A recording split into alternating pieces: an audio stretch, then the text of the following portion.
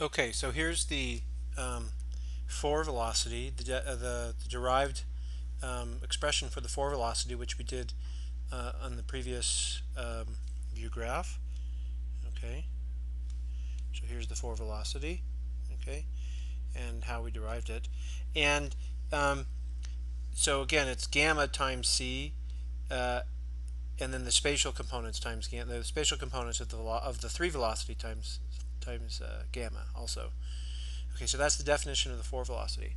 Now, remember several slides ago we mentioned that one of the properties of four vectors is that they transform, the components of four vectors transform from one reference frame to another using the Lorentz transformation. That in fact is maybe a working definition of a four vector, of a general four vector, is that it's a quadruple set of coordinates whose components transform via the Lorentz transformation.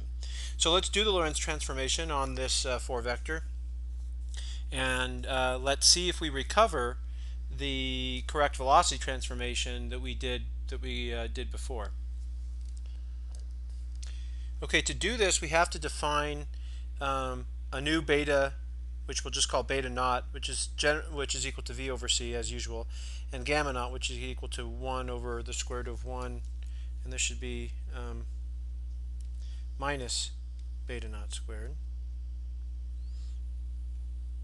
Okay, so this would be minus, and we have to do that just because the gamma that we have up here, okay, is not necessarily the same one that we're going to use for the Lorentz transformation. Okay, so just to be as general as possible, let's define these, and these are the ones that we're going to use when we do the Lorentz transformation.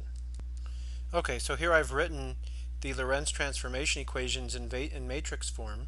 Okay, and I'm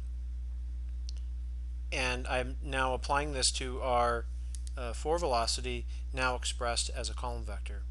Okay, so that when you do the multiplication, so again you multiply the top row of this matrix by the vector, then the middle row by the vector, then the third row by the vector, and the bottom row by the vector to get the components of the new Lorentz transformed vector.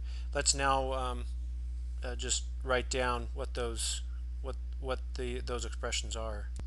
Okay, so here I've written down, I've just done the multiplications. Okay, and so now the top, the first element is this, second, the third, the fourth, and this has to equal another column vector, another 4 vector in a different frame. Okay, and so there we have the and so now we just have to actually equate these two things and see what we get. So the first thing is that c prime equals c, right? C is invariant; it doesn't depend on the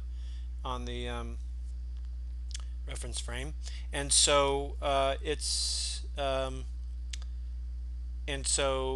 that just will give us an expression for gamma prime actually as follows.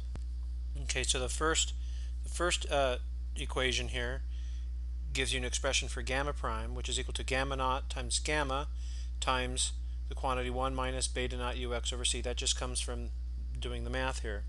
And so since beta naught is just equal to v over c, that's equal to, we can just simplify this expression as v over c, so v ux over c squared.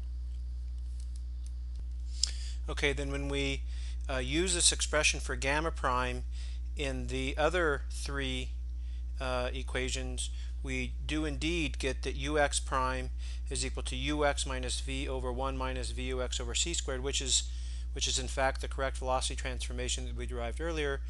And we also get the correct transformations for the y and z components of the velocity. Here again we've assumed that v is along the plus x direction.